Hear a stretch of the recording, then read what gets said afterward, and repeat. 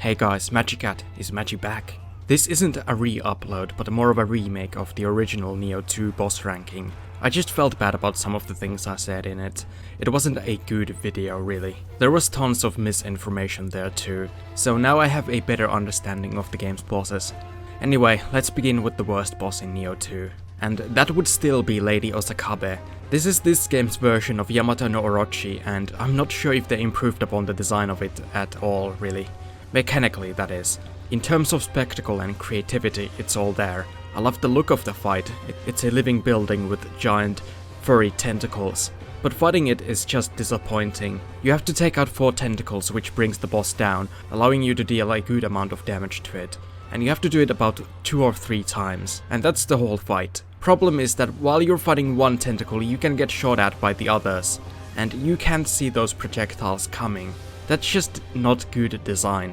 And it was a problem Yamato no Orochi had as well. How come they didn't learn? The only improvement there is from Yamato no Orochi is that you can now hit the tentacles at all times, so it's not a waiting game. But that's about it. For this one I'd give 3 out of 10. Saiga Magoichi is back and it's pretty much the same fight as in Nioh 1, except somehow they made it worse. It does have a couple of new abilities, but it's too easy, too familiar, the music is the same as before. I don't really have anything positive to say about it. At least it was over quickly. Wouldn't give this fight more than 3.5 out of 10 for the lack of creativity. Then we have Gyaki, this ugly giant spider bull. This fight is just more boring than anything else in my opinion. It does swipes, body slams and a kind of bullshit grab. At least the hitbox is kinda... It was at least kind of satisfying to burst counter this charge. I also think this boss does too much damage. Sure, it's a giant beast demon, so it makes sense. But gameplay wise, it just feels shitty to get one shot constantly. But the fight isn't really that terrible, it's just very basic and forgettable. So 3.8 out of 10. The next is Saito Yoshitatsa, and this is literally a player character. It shares your character's face even. And he's using an Odachi, so it's like fighting my Nioh 1 character. He can also turn into the yokai form you didn't choose at the start of the game, which is when this fight gets a bit more fun. But aside from that, not much to praise. Not happy with the choice of music, it's just copy-pasted from Nioh 1. And I don't like NPC boss fights, and this is no exception. It's a 4.3 out of 10 boss fight for me. So looking at Yamato no Orochi, Gyaki and Lady Osakabe, it would appear that Team Ninja just isn't that great at making giant boss fights. But Daidara Bocchi is one of the better ones they've made. Probably second best next to Kasha, which isn't saying much. In this fight you hit the hands until the boss gets stunned, then climb up to the head and do a third of its health. Repeat. At least in the final phase it gets a bit more intense, but the goal is still the same. I especially hate the debris that follows you around for a while, meaning you just have to walk until it stops. I hate attacks like that, but aside from that, there's nothing really awful about the fight. 5 out of 10. Imagawa Yoshimoto is another standard human boss. But what I do like about this is that the boss has some personality and unique animations, especially in this grab where it zooms in on his face. He first uses dual swords and then switches to a spear, which I guess is pretty nice. I like bosses that can vary their attack patterns drastically. Reminds me of the Dark Samurai in Nioh 1. While I don't really care for the music in this fight, it's at the very least new music instead of something taken from the first game. So I can't complain too much.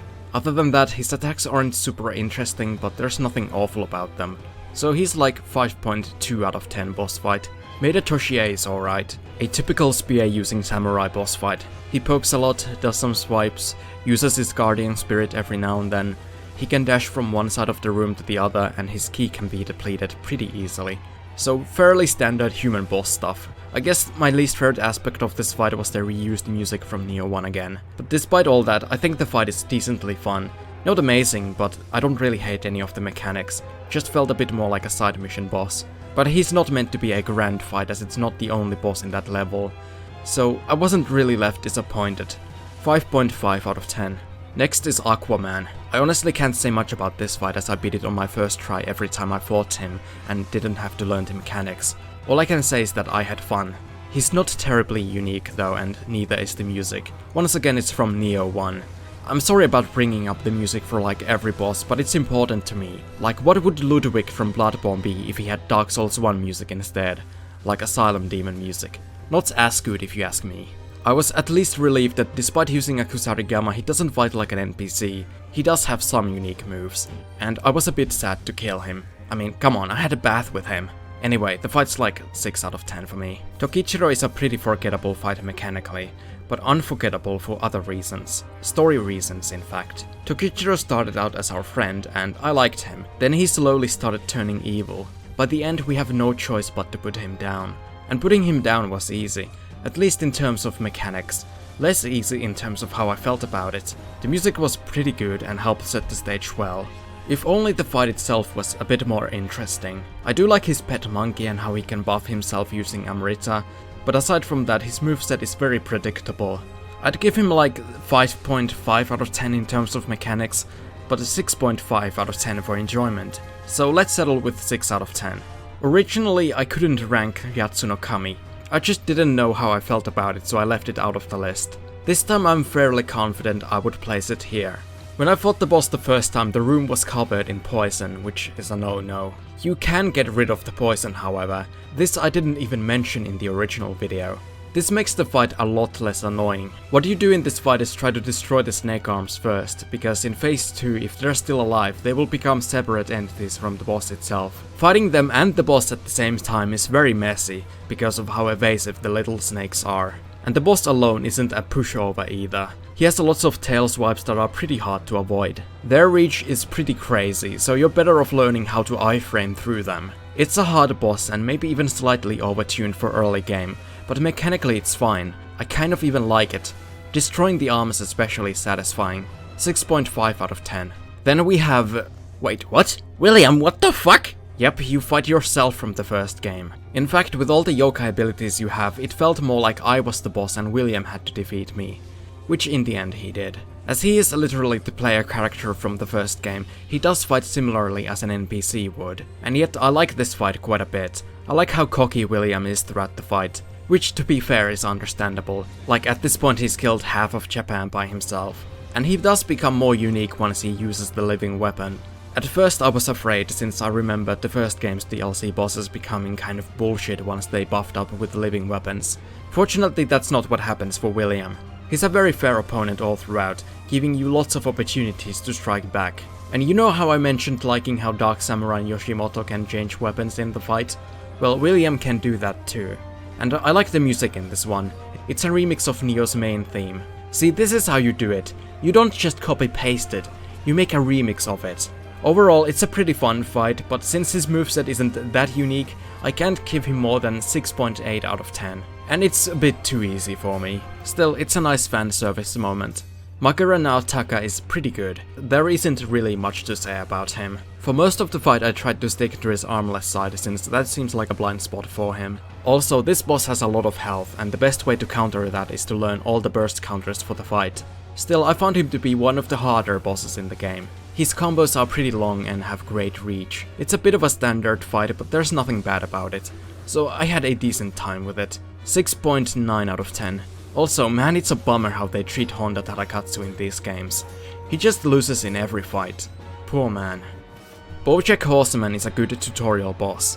This time, unlike in Nioh 1, they fucking nailed it with the intro to the game. I liked the whole atmosphere in this fight. You're fighting a creepy horse monster in a gloomy but beautiful setting, and in terms of moveset it's quite fine. He's fairly aggressive, has lots of hard-hitting long-range swings, and his counterable attacks have fair timings to them, making it easy to get used to them. And I think this boss does a great job of introducing you to how the bosses will generally work.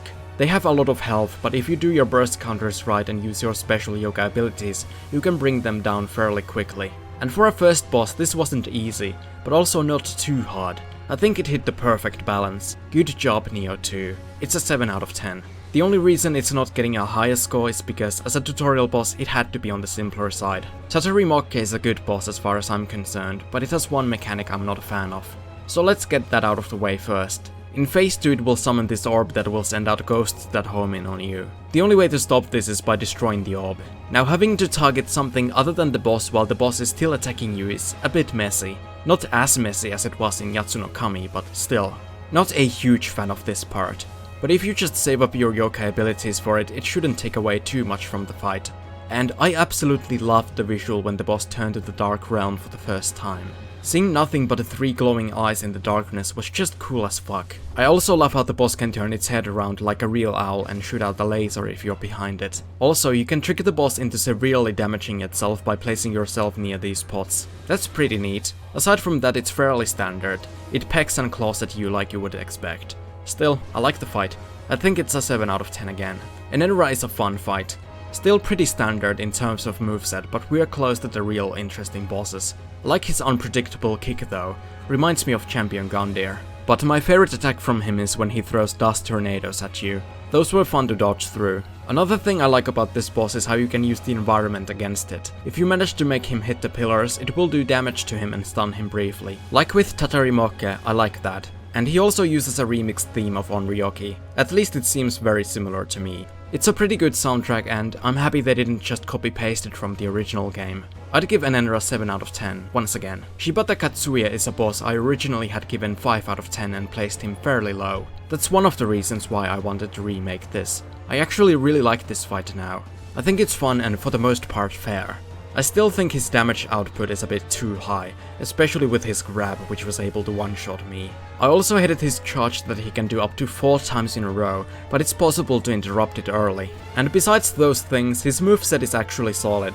I like dodging his attacks, he's one of the more intense fights in the game. Especially in phase 2 where he starts setting the whole room on fire. I just wish he had unique music instead of taking the White Tiger's theme from Nioh 1. Still, good boss, 7.3 out of 10.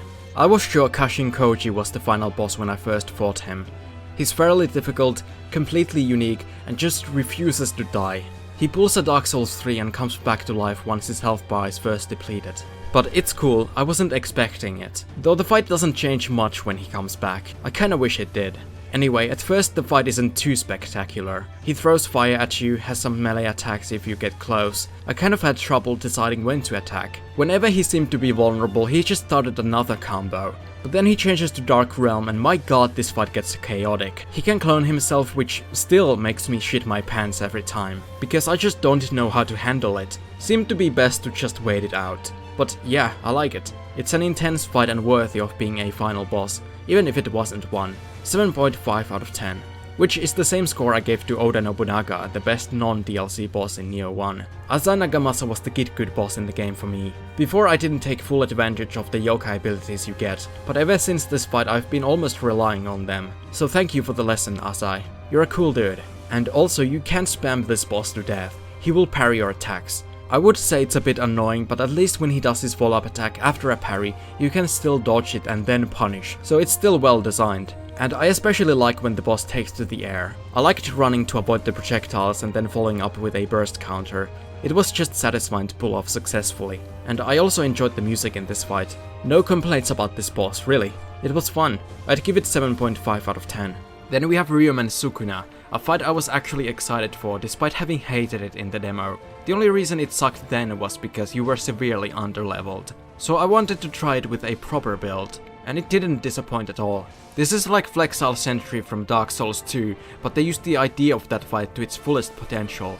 I like the contrast between the two sides. One is ranged, the other one is melee. If you stay at a distance you'll have to avoid the bow. If you get close you'll get shredded by the sword and axe. But my god! They just had to reuse Onryoki's theme from Nioh 1. I'm so fucking tired of that song. I just instantly turn off the music. If this boss had a better theme, it could have been even higher up than this. But as it is, the fight is one of the more fun ones in the game. So 7.5 out of 10. Kamaitachi is next and it's a cool fight. It's one of the faster enemies in the game, which are the fights I usually enjoy the most. And this is no exception. I like the boss arena here, being in the middle of a forest with trees everywhere. And it can climb up those trees and attack you from them, which is also really cool. And more on trees, a lot of them will get knocked down during the fight. It's visually a very appealing fight and mechanically as well. I don't have too much to say about how you fight it though. You just dodge the attacks and hope to win. But I like it. It's a beast boss done very well. 7.5 out of 10 as well. Shuten Doji is such a clean fight. And look at that fabulous hair.